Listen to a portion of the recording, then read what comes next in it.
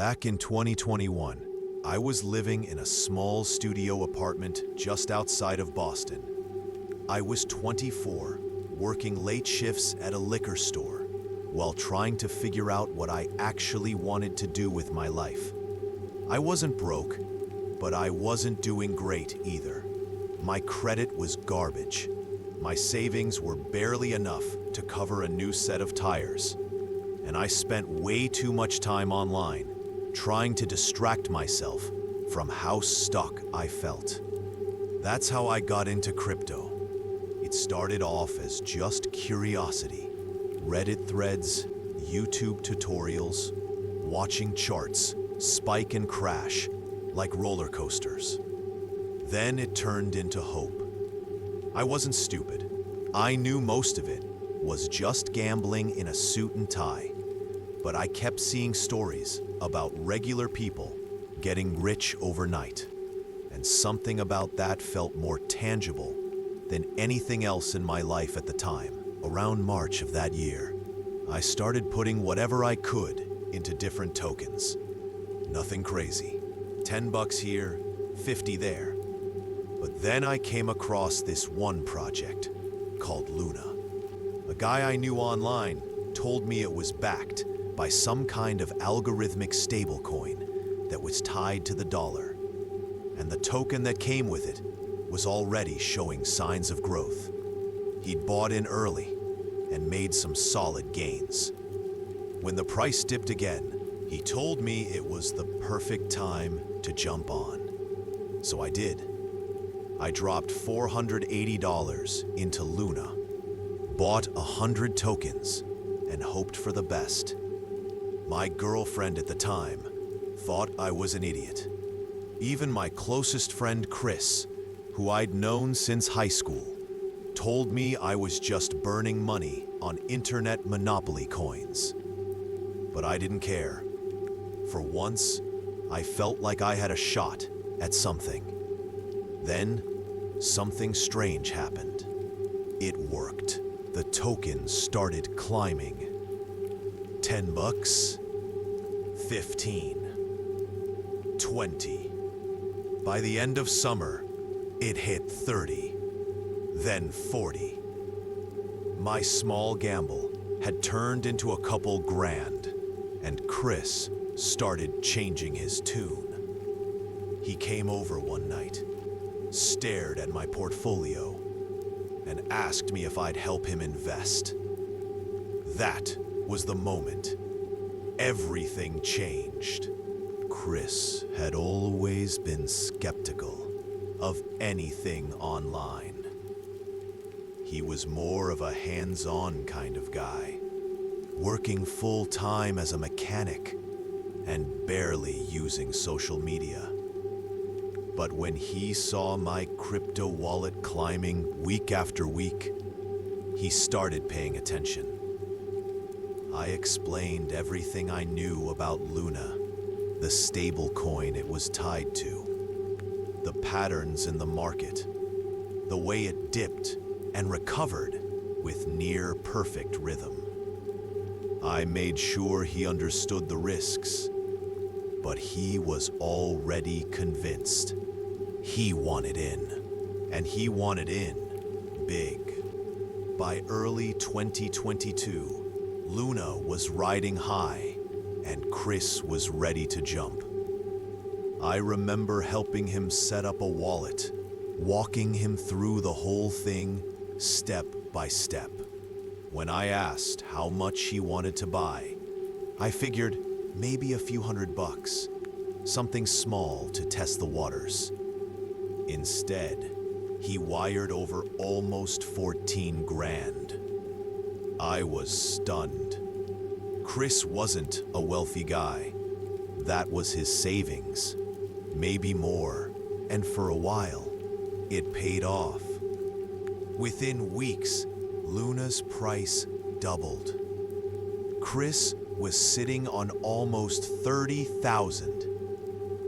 Every time we hung out, he'd crack jokes about early retirement, about buying a house, about never having to change another oil filter again.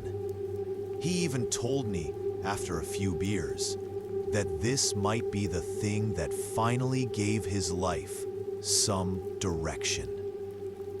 I didn't have the heart to tell him how fragile all of it really was. By April, I started noticing weird fluctuations. The token was bouncing more violently than before. It would spike up $10, drop 15, then climb again. Still, nothing alarming. We'd seen this kind of movement before. I figured it was just the usual chaos before another jump. Chris wasn't worried either. If anything, he was more excited than ever. He kept saying we were on the edge of something big. But underneath all that, one night, I stayed up watching charts instead of sleeping. I kept refreshing the app, checking forums, trying to make sense of the shifts. Something didn't feel right. Then I started getting texts from Chris every few hours. Not panicked, just restless. He was checking in more, asking if I saw the same dips, wondering if he should sell. I kept telling him the same thing. Just hold on. It always bounced back. In the second week of May, I got hit with some kind of stomach virus that completely knocked me out. Fevers, chills, nausea, the works. I spent almost 2 straight days in bed, barely checking my phone, only dragging myself to the bathroom when I couldn't hold it in anymore. The last time I looked at the Luna chart, it was sitting just under $70. Nothing to worry about. At least, that's what I thought. When I finally came to, sometime after 3 in the morning, the room spinning and my mouth dry as sand, I grabbed my phone to check the price.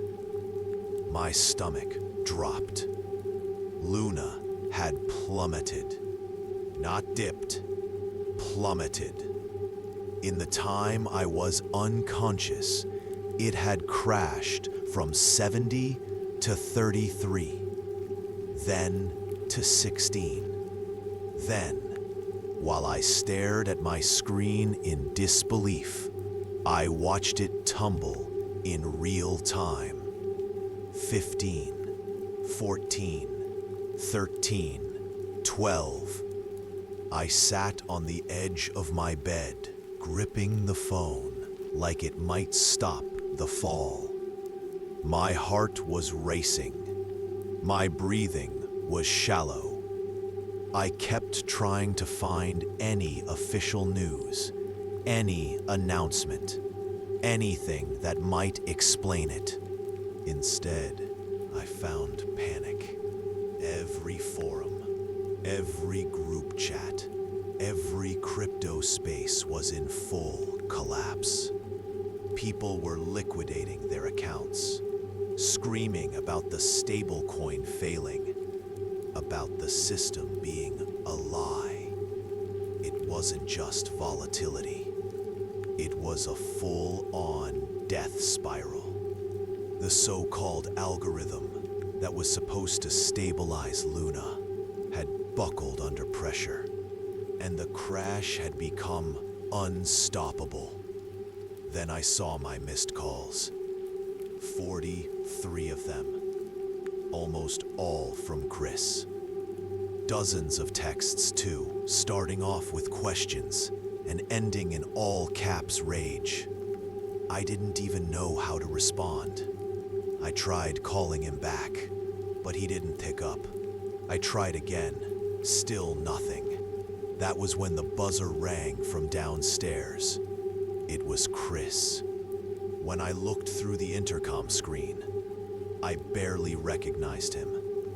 His eyes were bloodshot. His hair was a mess. He looked like someone who hadn't slept in days. I pressed the button and told him to come up. Then I walked to the kitchen to put on coffee. But before I even got the cups out, I heard something slam against my front door. I froze when I heard that first hit on the door. Then, another, louder. Chris was yelling, slurring his words, saying things I couldn't fully understand. He sounded drunk, furious, desperate. I looked through the peephole and saw him swaying in the hallway, fist clenched, eyes wild. He slammed the door again and shouted my name, demanding I let him in.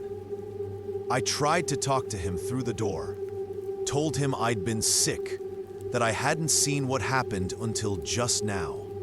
But he didn't care. He kept yelling, kept pounding. Then came the threats. Stuff I'd never imagined hearing from him. He said I ruined his life, that I tricked him, that if I didn't open the door, he'd break it down. I stood there frozen, heart racing, no idea what to do. Then another voice echoed from down the hallway. My neighbor. He shouted at Chris to back off. I heard the shift in Chris's tone immediately. He went from rage to panic, told the guy to chill out, that it wasn't what it looked like. When I peeked again, Chris had his hands up and was backing away. My neighbor must have had something on him, maybe a weapon, because Chris didn't argue. He left a few seconds later, stumbling down the stairs. I stood there in silence, still holding the second coffee cup I never poured. A few minutes later, the cops showed up. My neighbor had already called them. I gave a full statement, told them everything, but asked not to press charges. Chris was messed up, but I couldn't bring myself to ruin his life even more. I never heard from him again. He blocked me on everything, ignored every call, every message. Maybe he still blames me. Maybe he always will. And yeah, I lost money too. But what stuck with me most wasn't the crash. It was that moment outside my door. That split second when I realized someone I trusted completely wanted to hurt me. And I still wonder, if my neighbor hadn't stepped in, what would have happened that night?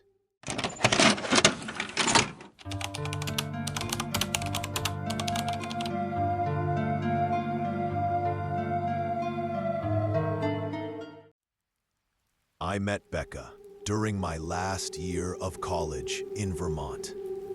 She was loud, funny, the kind of person who made you forget how boring everything around you was.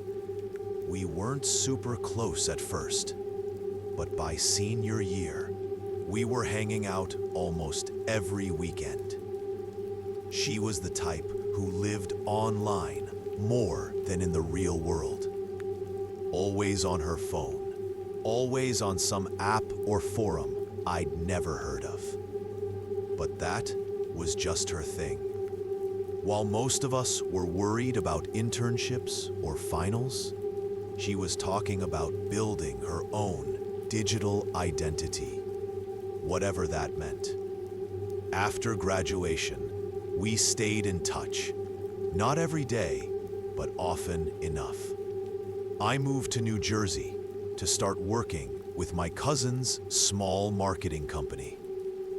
She stayed in Vermont for a while, then bounced between cities.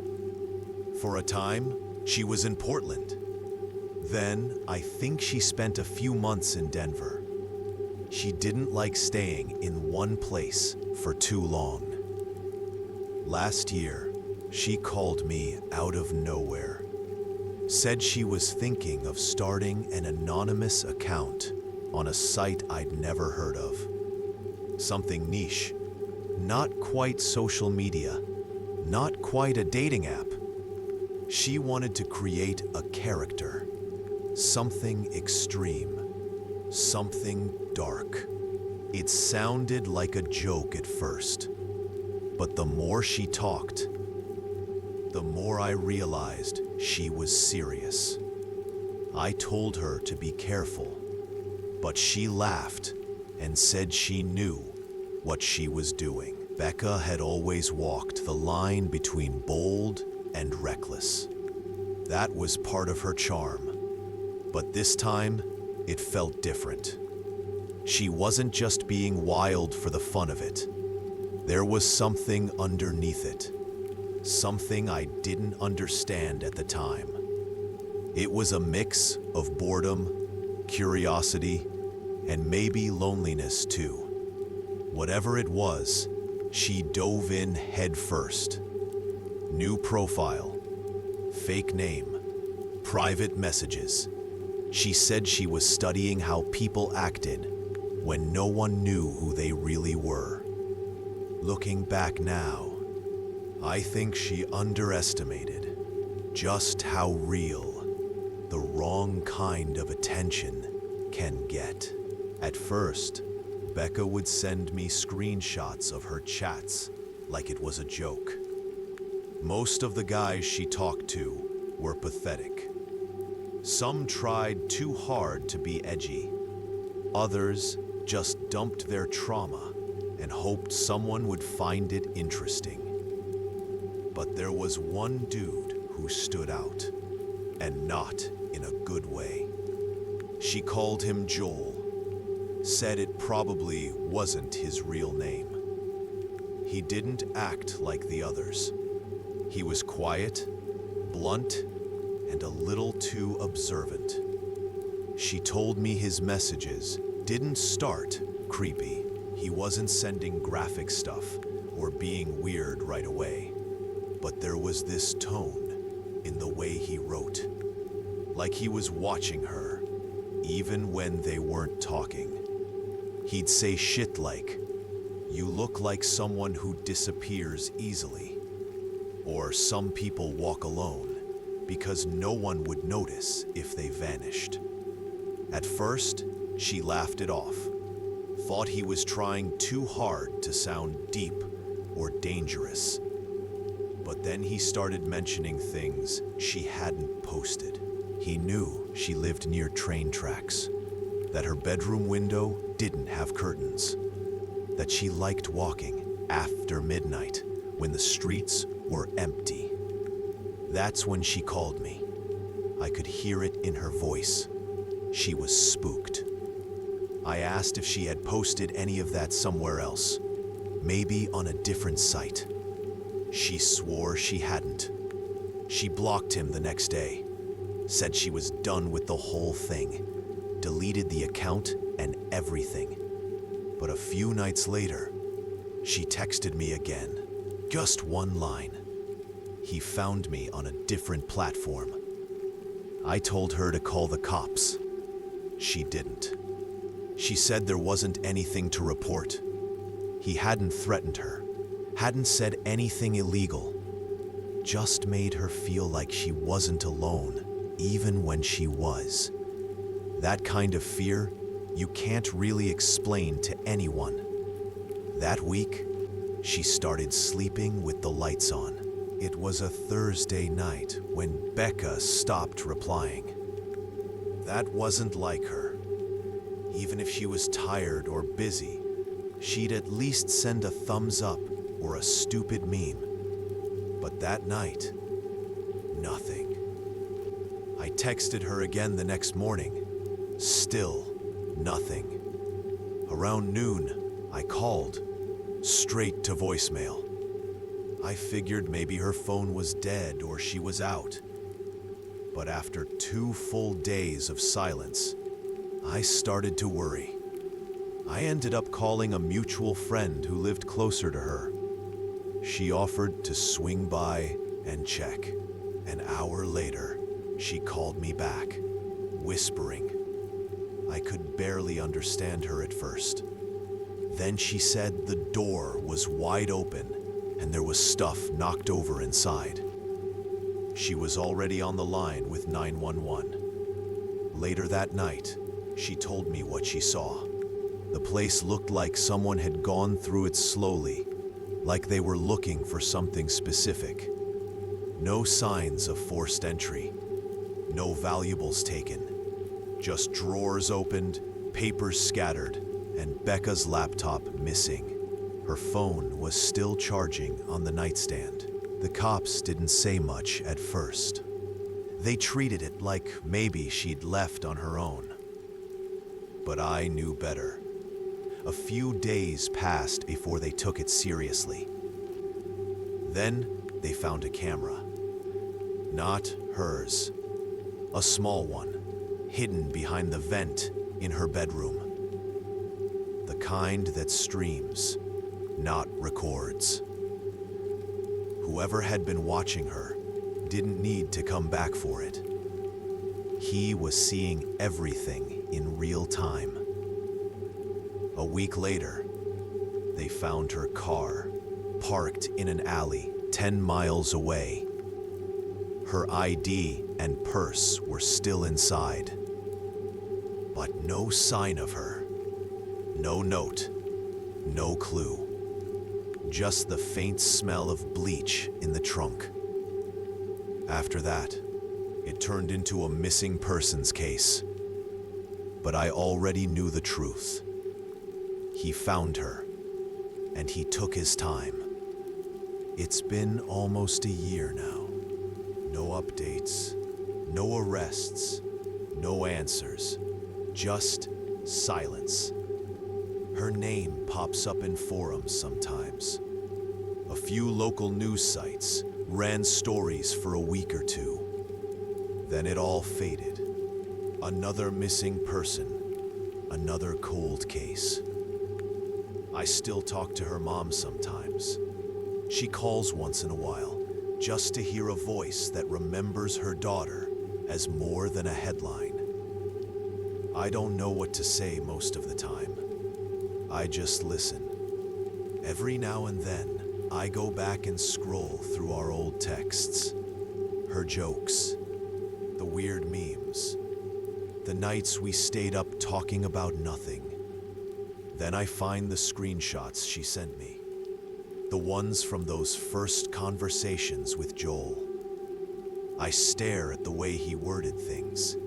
The control. The slow build. Like he knew exactly what he was doing. Like it wasn't the first time. The police never traced the IP. Said it was masked. Rerouted through too many layers. Whoever he was, he knew how to stay hidden. They think he might have been following her for months before she even noticed. That maybe he didn't just find her online, but in real life first.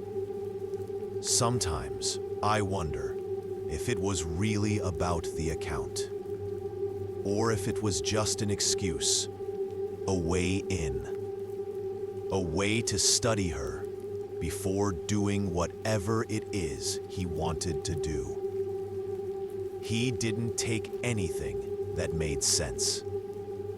Not her money, not her car, just the laptop, just the camera. People say you should never share too much online, but Becca didn't share anything important. Not her full name, not her address, not even her face half the time. But it didn't matter. He still found her, and no one saw it coming.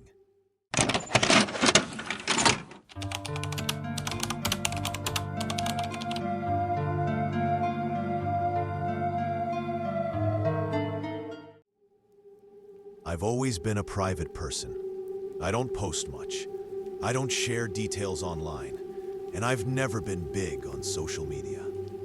But back in 2019, I was between jobs and trying to earn extra cash wherever I could.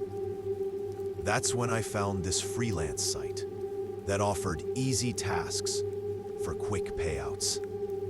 Most of it was basic stuff, like product reviews or filling out fake surveys. Then there were these listings for behavioral testing. Basically, companies wanting feedback on how people react to certain websites or interfaces. One of those jobs asked me to create a fake profile on a niche dating app. The instructions were simple. Make a convincing character, interact naturally, and write a brief summary about how people responded. I didn't think much of it. The app looked like a knockoff version of something way bigger, and the people on there didn't seem real. Most profiles had barely any info or looked like bots, so I made a character named Rachel. She was basic, easy to manage, nothing crazy. I used a random photo generator, filled in a few interests, and wrote a 2-line bio. I let the account sit for a day, then logged back in to gather screenshots. That's when I saw the messages. Dozens of them. Some were the usual weird stuff. Others were just lonely guys rambling. But one stood out. Not because of what he said, but because of what he didn't. His messages were short, measured, thought out. He never asked questions. He just commented, almost like he already knew her. It was just a test account. Something that should have been deleted once I submitted the job. But I didn't delete it. I responded, and that was the first mistake. At first, it was just curiosity. I figured if I could keep the guy talking, I'd get more data for the report. He used the name Mark. Said he was from upstate New York, worked in construction, lived alone. But something felt off. His messages weren't flirty or awkward like most of the others. They were quiet, like someone narrating a memory. He didn't ask where Rachel was from or what she liked. He just talked like he already knew her, like he was waiting for her to remember. I replied now and then, keeping it vague. He would go silent for a day or two, then come back with something strange. One message just said, "I liked your blue sweater." Another said, "I saw you on the bench last Thursday." The creepy part was that the AI-generated photo I used did have a blue sweater. But that was just coincidence, right? I brushed it off until one night, around 11 p.m., I got an email to the address linked to the fake profile. No subject line, just a short message that said, "You shouldn't pretend to be someone else. Some people get hurt for less." I stared at it for a long time. Then I deleted the account, blocked the email, and walked away from the freelance gig altogether. I didn't even cash out. I just wanted to forget the whole thing. But a few nights later, someone rang my doorbell. I live in a gated building. No one gets in unless they're buzzed in. I checked the peephole. No one was there. Just silence in the hallway. Then I got another email. No words this time. Just an attachment. A blurry photo, taken from behind. It was me, walking to my car that morning. I never posted that anywhere. And that was when I realized this had nothing to do with Rachel anymore. It was about me. I stopped sleeping properly. Every sound outside made me sit up and check the window. I started taking longer routes home just to see if anyone was following me. I even changed my number, but the emails kept coming. Different addresses, all with the same kind of message. Short, direct, like he knew I was scared and wanted to feed it. Slow. One night, my power went out. Not the whole building, just my unit. I called the maintenance guy, but it was late and he didn't answer.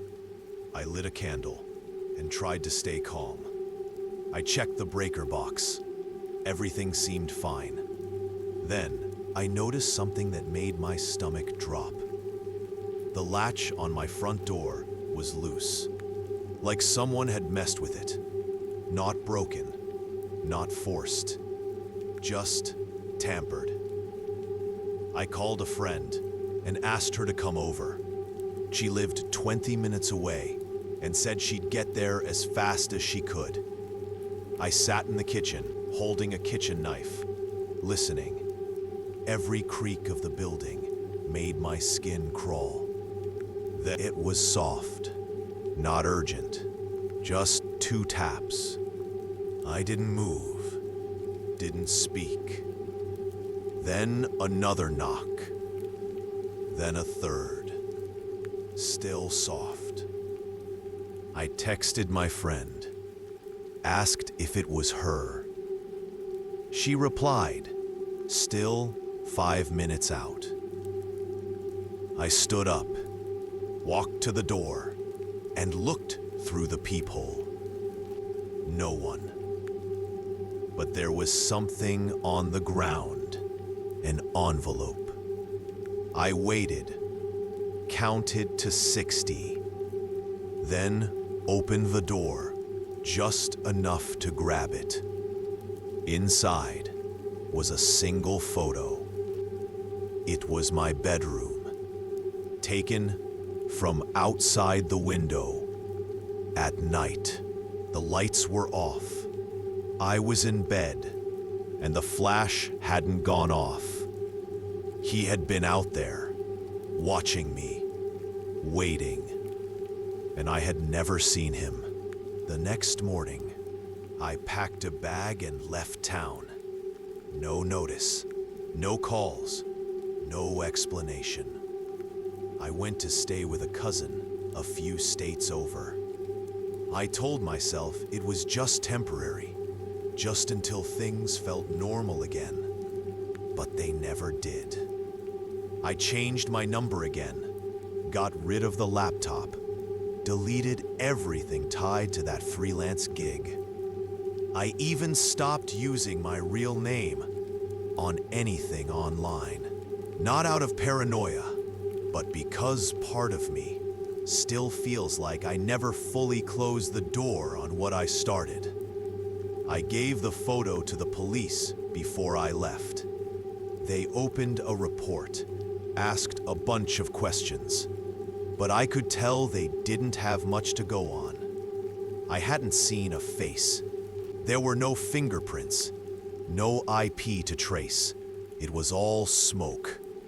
They said they'd follow up if anything came in, but I never heard from them again. Sometimes I wonder if he was ever really interested in the fake profile at all. Maybe Rachel was just bait. Maybe he was already watching me before I even created the account. Maybe he saw someone quiet and careful and wanted to see how far he could push before I broke. I still check the locks every night. Still look behind me when I walk home. Sometimes I'll wake up convinced there's someone outside the window. And even though I moved, even though I never responded to another message, there's a part of me that still listens for the knock, that soft two-tap rhythm. I don't know what he wanted. I don't know if he's still out there. But I know he saw me, and I know he never needed a reply. Hope you enjoyed this video. If you've ever trusted the wrong person online, if you've ever paused at a knock on the door, or stared too long at an unread message, just know you're not alone. These stories are a reminder that danger can be way closer than we think. Sometimes it's just a login away, a fake profile, an investment gone wrong, a man standing behind the peephole.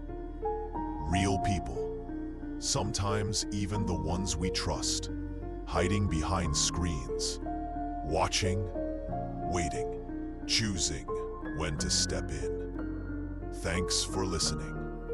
Lock your doors and be careful who you talk to, even if they seem like just another name on a screen.